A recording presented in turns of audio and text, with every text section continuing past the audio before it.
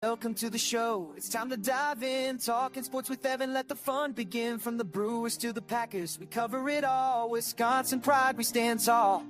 The baggers on the field making history. With every touchdown, it's a victory. From Camp Randall to the court, we chill out. Wisconsin sports, we make our state proud. Feel the energy, the passion in the air. Join the conversation, we got stories to share. From the Bucks' big wins to the Brewers' great plays, we'll keep you entertained through all the games. Hey, sports with Evan, it's where we belong. Wisconsin's heart, it beats strong. Knowledge and passion, we'll take you there. Tune in now, feel the atmosphere. So grab a seat, let's talk it out. With every play, we'll scream and shout. Wisconsin sports, Good evening and welcome to Talking Sports with Evan here on YouTube and X live each and every week. I am Evan with Allison. You can find the podcast version of the show on Spotify first thing tomorrow morning if you'd rather listen to the audio and not watch the video. I do this show giving a full disclaimer that my internet is acting a little weird and a little messed up, and it's been doing this for a little while now, and I don't really know why. I just restarted my router, and StreamYard deciding to be a pain, as well as my internet in general. So I'm going to do the best I can to bring you this show and bring you a show to interact with. And you're welcome to interact with me. You're welcome to be a part of the show. You can text the Talking Sports with Evan talk and text line, which it doesn't want to go on the bottom of the screen right now. There we go. 414-454-9711. You can text a comment to the show, and I will read it on the air. Today's show, I'm going to be talking some new look Milwaukee Bucks. Giannis is gone. It's been about a week. Giannis is now Miami Heat. And I'm going to talk about the new look Milwaukee Bucks and kind of where to put the expectations of the team and maybe why talking about them tanking in 2026 for a better draft pick is not a good idea. Just saying. I'm going to talk about that. Packers start training camp this month. We're a few weeks away from the 2026 NFL season officially getting started with training camp. And I'm going to talk about 4 areas that are my biggest concerns with the Green Bay Packers. Could it be pass rush, running back, offensive line, special teams, coaching, whatever, you're going to find out a little later on in the show. And if you want to comment too, feel free to comment. What are your biggest concerns going into the 2026 season if you are a Green Bay Packer fan and you're watching the show live? Otherwise, you can text the show at 414-454-9771. The number is on the bottom of the screen for the live video. Talking Sports with Evan, talk and text line. Make sure to like and subscribe on X and YouTube. Trying to get some YouTube follower numbers up before the Packers kick off the 2026 season. And I'm planning on a lot more content on the YouTube once we get into the NFL season. Obviously, still continue with my show, but I'm going to do some YouTube exclusive content talking NFL and Green Bay and college football and whatnot too. The trade deadline is roughly a month-ish away. All-Star break is about a week or so away. And the Milwaukee Brewers still currently in first place in the NL Central and still playing pretty good baseball, even if they lost today to the Cincinnati Reds. But the Brewers could improve. They have areas that they could improve on.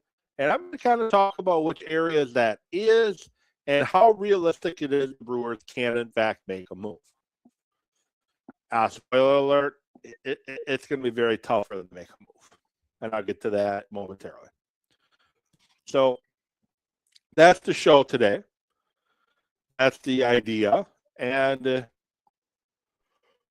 we'll see how much of that I'm able to get in because, again, my internet is being stupid and being extremely slow and sluggish. And, yeah, I guess that's all I can say. But start with the Milwaukee Bucks. And obviously, Giannis Antetokounmpo is no longer a Milwaukee Buck. So what do the new look Milwaukee Bucks look like currently? Well, we got Miles Turner still at center. I think they're going to keep Miles Turner around.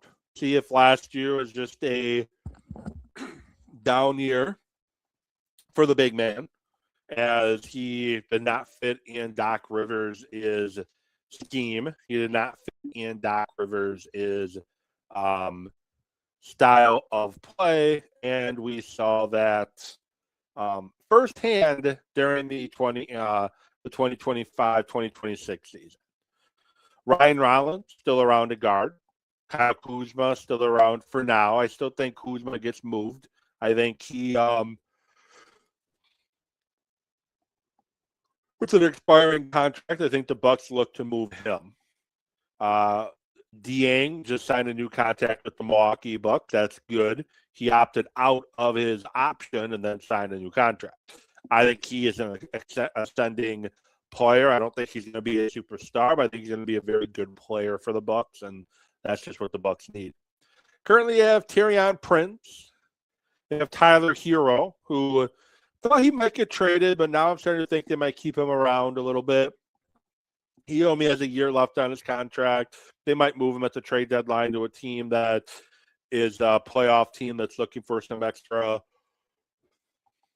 shooting on the floor. They have Kevin Porter Jr. still around.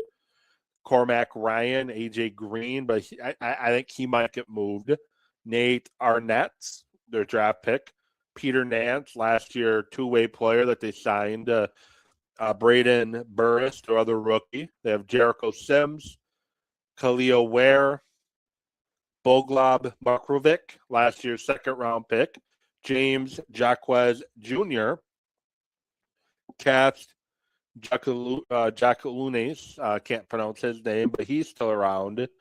And then you also have Gary Harris and Malachi Lewis still here, too. I don't know why I got the odds all of a sudden. Maybe I'm boring myself. But anyway, the Milwaukee Bucks are going to be a very young team. They're going to be a very young team, and Tyler Jenkins, I think, is the perfect coach for the Milwaukee Bucks for what they have right now. They need to develop. They need to get come together. They need solid coaching, and I think Jenkins is a guy that can develop and coach the young guys to improve as players, and that's really what they need right now. Now, when it comes to, I've seen some sports talk radio hosts talk about how they should tank to get better draft picks in 2026 or 2027. Here's the thing. They don't have tanking is going to be very stupid for the Milwaukee Bucks because you don't have they don't have a 2027 draft pick. It's subject to a complex pick swap rule with the Hawks and the Pelicans, depending on where the pick ultimately ends in the draft order. They don't have their own draft pick in 2027. So, tanking's not really going to do anything for you. So really what the Bucks just need to do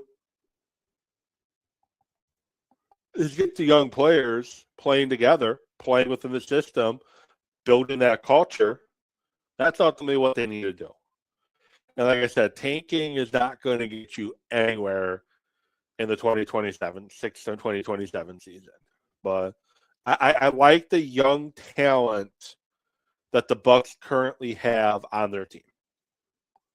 Obviously, you cannot replace a Giannis, but I think they have enough pieces that they could potentially develop something special in Milwaukee. But it's going to be a while. It might be a couple years to get guys developed, get guys playing it together, get some more draft picks in here. I think Miles Turner is a guy that could be moved for some draft picks during the deadline, or during next offseason. So I think that's where we are at right now with the Milwaukee Bucks. Moving on to the Milwaukee Brewers. Milwaukee Brewers, as I mentioned, did drop today. They are still currently 5 games in first place over the Chicago Cubs, 53-32, 7-3 in their last 10. And the Brewers overall are still in a good spot. Their offense just had a funk. They're starting to come out of that funk, but the overall things are looking good, but there's still areas to improve. And the areas I think they need biggest help is I think they could use another high leverage reliever in their bullpen. You have Ashby, you have Uribe, you have McGill. DL Hall, when he's healthy, is one of your higher leverage guys. You don't really have a lot of other guys you trust in the B bullpen to be high leverage guys because you can't use the A bullpen every single game. You need some B bullpen guys to step up, and you're just not seeing it. Chad Patrick's been struggling recently. Garrett Anderson is what he is, but I think they could still use another arm in the bullpen, and maybe it's Logan Henderson coming back. Maybe it's Kroll coming back from injury. Obviously, DL Hall should be back shortly. So there's other pitchers coming back. They need another starter, I think. Mizorowski's going to be throwing career high in innings. Kyle Harrison's going to be throwing career high in innings. Woodworth, I still don't think you can trust. And then you have a lot of young guys who don't. With Harrison included, who don't have a lot of experience, especially in the postseason. I think they need a bat. I think they need another bat. I think the Brewers could definitely use another bat. But the question is, who are some guys that the Brewers could go after realistically? There is Isaiah Pardias from the Houston Astros. They may not want to trade him, but he's one option. There is Aroldis Chapman as a pitcher. He could give you some help in your bullpen. Derek Skubal is a name you constantly hear with the Brewers. But the problem the Brewers are running into, if you look at the American League, you have almost every team with the chance to make the playoffs. You got the Rays and the Yankees first and second in the East. The Yankees 3.5 games back. Blue Jays 11 games out of first place, but they could potentially get back in wild card contention. In the Central, you got the White Sox at 45-40, the Guardians at 45-42. Then 4.5 games out, you got the Twins and you got the Tigers, teams that can get hot and potentially make a playoff push. And the American League West, the Angels are last place in that division, and they're 6 games in first place. The Mariners and Rangers are tied for first, and the Astros are 2 games out. The Athletics are 3 games out. The problem is you have a lot of teams in the American League that are still technically in the playoff race. You're not going to have a lot of guys selling. You're not going to have a lot of teams selling because you're going to have teams thinking that, hey, we can get in the playoffs. So we might want to hang on. Astros might want to hang on to guys rather than trade them because they're only 2 games out of first place. And then you jump to the National League. You have the Marlins 46-42, 6 games out of first. The Nationals at 45-43, they're 7 games out of first. And the Phillies are 3 games out of first. So the East is wide open. The Central, you have the Cubs 5 games out of first. The Cardinals 8 games. And then in the National League West, you got the Padres at 43-42, the Diamondbacks at 43-43, 12 and 12.5 games out of first, respectfully. Then you got the Giants and the Rockies up the rear. So you got realistically, you have 1, 2, 3 teams in the National League that will probably be big sellers, potentially. And you don't really have any teams in the American League outside of maybe Kansas City, maybe Boston, and maybe the Angels who are going to sell. So what I'm saying is just not a lot of options out there for team There are more teams looking to buy than to sell right now. When that happens, price is going to be through the roof to try to get some of these deals done. And the Brewers have the top farm system in all of baseball. They have the pieces within the farm system to get it done. But the question is, at what cost and who's really going to be available? And I'm not saying this to say that the Brewers should not make a move. I'm not saying this to say the Brewers should not look at getting another bat in their offense, but it's just going to be very hard. And we are at the trade deadline. The Brewers aren't going to make a home run move. They're not going to make a blockbuster CC Sabathia type trade. And we're all going to act and complain and point the finger to Mark Attanasio sitting on his hands, not allowing Matt Arnold to do his job. But in reality, there's not a lot of options out there for guys, especially what you need and what the Brewers look for. You can go get an Arenado. I forget where he's playing right now, but you can go get an Arenado. But Arenado is strictly a third baseman, and he's not as good as he once was. The Brewers like position versatility, and maybe as we get closer to the end of the year, maybe they'll be fine with a guy that can strictly only play third base or DH. I know Yelich is pretty much strictly a DH, so Arenado may not get a lot of opportunities at DH. But I like the Brewers roster as it is. I still think they can improve, and I hope they do. But we'll see what they do. I think they make a couple of smaller moves, but I don't think they make a big home run move. And I know how social media is going to be when they don't make that home run move, and a team like the Cubs end up doing it. So, anyways, that's my thought on the Milwaukee Brewers. And last but not least, the Green Bay Packers. We are into the stretch run before training camp starts. Training camp will be here before we know it. We're at the stretch run. And what are the Packers' biggest question marks going into into training camp? And for me, the number one question mark, number one concern I have for the Green Bay Packers, and this is going to sound crazy, but think about it, is the running back position. I think the biggest question, the biggest hole the Packers have on the roster right now is the running back position. You have Josh Jacobs, who could be suspended for up to 6 games, if not criminally charged. I still don't know what's happening with that. I haven't heard any updates on what's going on with Josh Jacobs. I don't know what's going on. The prosecutors haven't, Brown County prosecutors haven't made any announcements recently. You know, this has been a while now since this incident happened, and we haven't heard any news. The DA stated they're not going to bring charges at this time because they're still reviewing evidence. Well, now we're sitting here still waiting. Jacobs could be in jail. He could be going through legal trouble, or he could be suspended for 6 weeks. So there's a huge dark cloud at that running back position for the Green Bay Packers, leading the way with Josh Jacobs. His health is also a concern. If he is able to play, if he does not have any legal issue going into the season, his health is a question. And when you look at the backup running back position for the Green Bay Packers, you have Marshawn Lloyd and Chris Brooks. Lloyd can't stay healthy, and Brooks is a third down running back to the T. He catches the ball decently out of the backfield, and he is a good blocker and pass pro. That's about it for Chris Brooks.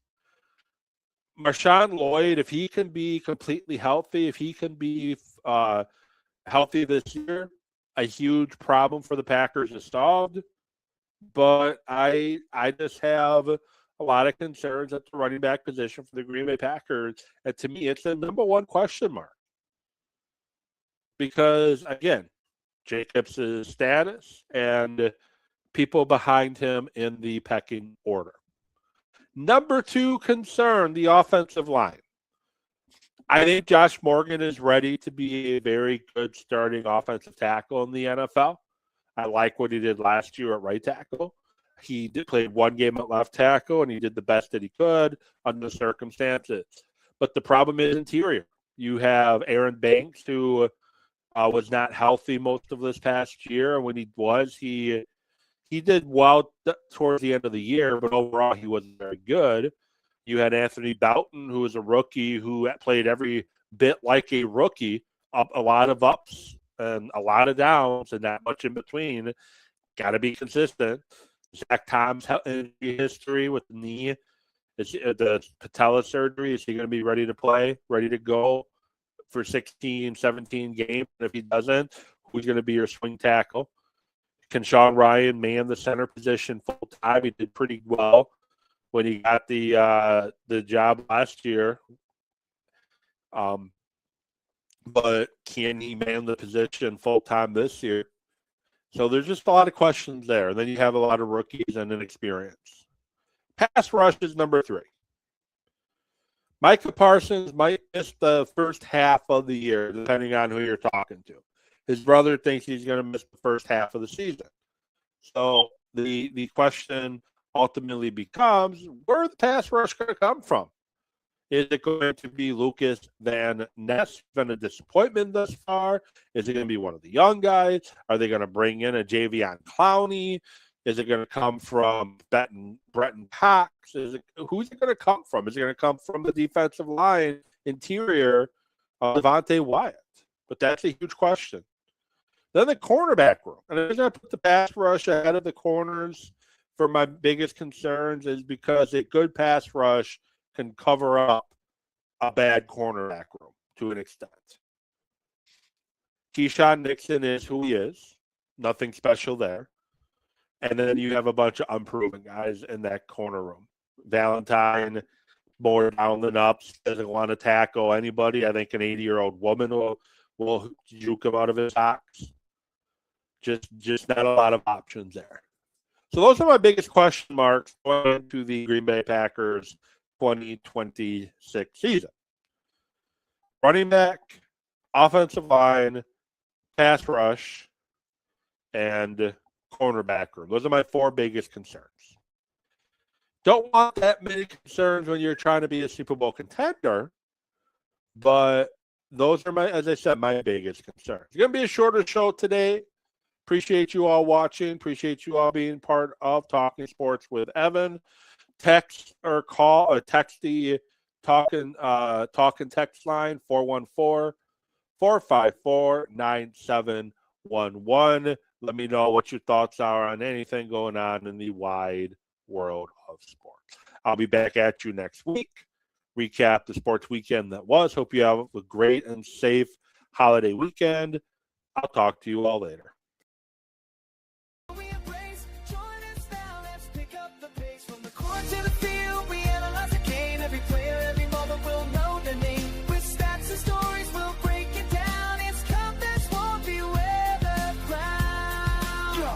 The brewing most waiting for the saints. Have to enjoy the